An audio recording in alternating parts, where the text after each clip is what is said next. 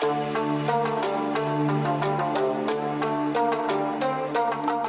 assalamualaikum warahmatullahi wabarakatuh. Waalaikumsalam warahmatullahi wabarakatuh. Selamat pagi. Pagi. Bagaimana kabarnya hari ini? Baik. Baik ya. Ahmad Irsadi, Afrizal, Alvina, Asmi, Demelsa. Oke, untuk mengingat kembali yang pertemuan kita minggu kemarin tentang apa? Interpretasi citra. Interpretasi citra. Citra. Sekarang ya, kalau yang kemarin itu adalah lebih tepatnya ke alat-alatnya ya. Jadi untuk apa itu sensor, apa itu wahana. Sekarang bagaimana cara kita untuk menginterpretasi sebuah citra? Kemarin sudah ditugaskan untuk mencetak dari Google Maps ataupun Google Earth ya, untuk tempat tinggal kalian. Jadi, hari ini kita akan belajar tentang interpretasi citra pendengaran jauh. Kemarin sudah ditugaskan untuk mencetak foto udara ya, itu bisa diambil dari Google Maps ataupun Google Earth atau bisa dari peta-peta yang lainnya. Sebenarnya masih banyak peta itu yang digunakan, tapi umumnya kita biasanya menggunakan Google Earth atau Google Maps biasanya. Di sini nanti harapan saya semuanya bisa menjelaskan pengertian penginderaan jauh. Kemudian yang kedua, mengidentifikasi objek menggunakan unsur interpretasi citra. Jadi gambar-gambar itu silakan nanti diinterpretasi atau diartikan ya. Kemudian dapat melaksanakan proses kegiatan interpretasi. Jadi setelah diterangkan nanti kalian melakukan itu. Hasilnya nanti bisa dikumpulkan sebagai nilai keterampilan. Kemudian dapat menjelaskan manfaat penginderaan jauh dengan mengasih contoh aja. Yang pertama yang perlu dijelaskan adalah merupakan kegiatan mengkaji foto udara atau citra yang bertujuan untuk mengidentifikasi objek dan menilai arti pentingnya objek tersebut. Ini ada 8 unsur interpretasi citra. Yang pertama adalah bentuk, kedua ukuran, ketiga rona atau bisa disebut warna juga, kemudian tekstur, kemudian pola, kemudian bayangan, kemudian situs, yang terakhir adalah asosiasi. Jadi unsur interpretasi yang pertama adalah bentuk ya. Bentuk merupakan ciri yang jelas sehingga banyak objek yang dapat dikenali hanya berdasarkan bentuknya saja. Ada yang tahu ini mana? Gimana?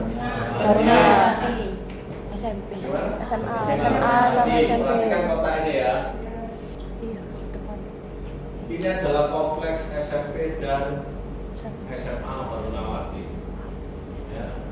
Contohnya bangunan sekolah berbentuk I, L, dan U. Bukan I love you ya ini ya.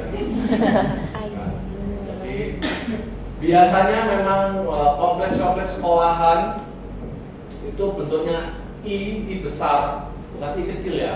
Besar. Kalau I kecil kan ada titiknya. I besar, kemudian L, kemudian U. Ya. Kemudian yang kedua, ada ukuran. Ukuran merupakan ciri objek yang antara lain berupa jarak, luas, tinggi, dan volume. Bisa kamu lihat ini? Ya, nomor 1 dan 2. Kira-kira ini di mana? Semua saya ambilnya di Surabaya. Di mana ini? Ada yang tahu? Hah? GBT, Gelora Bung Tomo. Ada yang punya zaman lain? Hah? Ya, ini Gelora 10 November. Perhatikan nomor 1 dan nomor 2 ya. Nomor 1 ini adalah Gelora 10 November yang ada di Tambak Sari.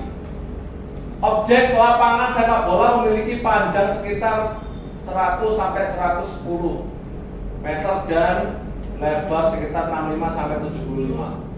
Yang ketiga, rona atau warna merupakan tingkat kecerahan atau kegelapan suatu objek yang terdapat pada foto udara atau pada citra lainnya. Ada yang tahu di mana lagi ini? Itu di Di bumi Moro. Sekarang perhatikan foto 1 dan foto 2 atau objek 1 dan objek 2. Objek 1 ini ya, kolam renang lebih cerah daripada objek lapangan olahraga. Kira-kira kenapa? Karena kalau yang kolam renang itu memantulkan cahaya. Memantulkan cahaya. Ada yang punya jawaban lain? Memantulkan cahaya ini juga tidak umat ini berarti? Yang itu menyerap cahaya. Oh, menyerap cahaya. Oke, ada yang punya jawaban lain? Biasanya rona atau kecerahan itu dipengaruhi oleh objeknya terbentuk atau terbuat dari apa? Kemudian unsur yang keempat adalah tekstur. Tekstur adalah frekuensi perubahan rona pada citra yang dinyatakan dengan kasar, halus, ataupun sedang. Sekarang perhatikan langsung contohnya. Ada yang tahu lagi ini kira-kira di mana? Ya, ini di ITS. Di ITS. Perhatikan rona tekstur 1, 2, dan 3.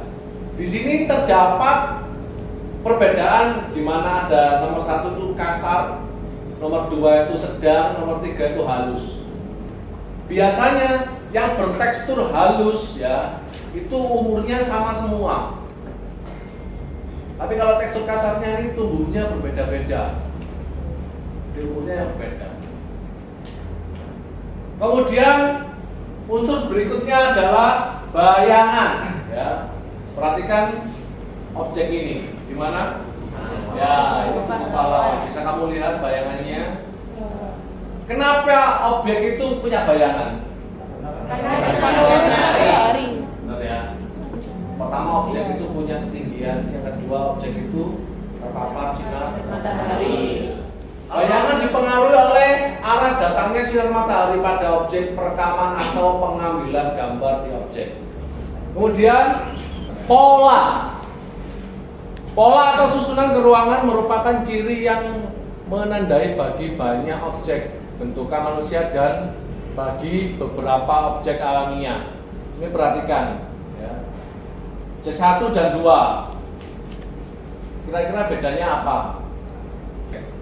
Tapi ini kan menggerombol, mengelompok. Karena memang ini citra fotonya ada di perkotaan. Tapi kalau nanti di pedesaan ya, itu nanti biasanya mengikuti jalan atau mengikuti sungai. Kemudian ini lagi, situs. Nanti kalian harus bisa membedakan yang namanya situs dan asosiasi, ini agak membingungkan. Situs adalah letak suatu objek terhadap objek lain di sekitarnya. Contoh, objek pelabuhan terletak di dekat objek laut. Sekarang kita belajar tentang langkah-langkah interpretasi ini yang nanti langsung kalian buka ya. Tugasnya silakan nanti mencari. Di situ sudah saya kirimkan materi ini dan 8 yang harus kalian cari.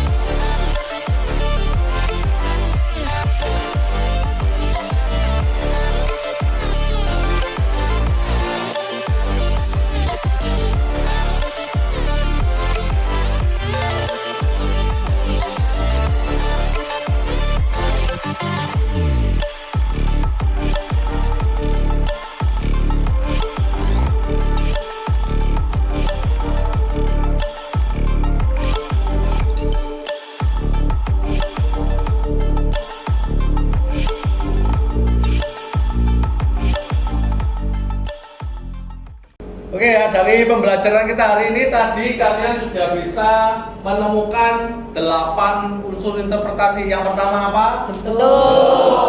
Terus kemudian yang kedua apa? Ukuran. Ya, ukuran itu menandakan besar kecilnya atau luasannya. Kemudian yang ketiga warna, ya, gelap terangnya. Biasanya dipengaruhi dari bahan penyusunnya. Kemudian yang keempat tekstur, ada kasar, Halus. sama halus. Kemudian selanjutnya pola. Ya, kemudian selanjutnya apa? Bayangan. Unsurnya selanjutnya situs. Ya, situs itu letaknya, lokasinya. Kemudian yang terakhir adalah asosiasi, hubungannya. Terima kasih, semoga sehat selalu. Assalamualaikum warahmatullahi wabarakatuh. Selamat pagi.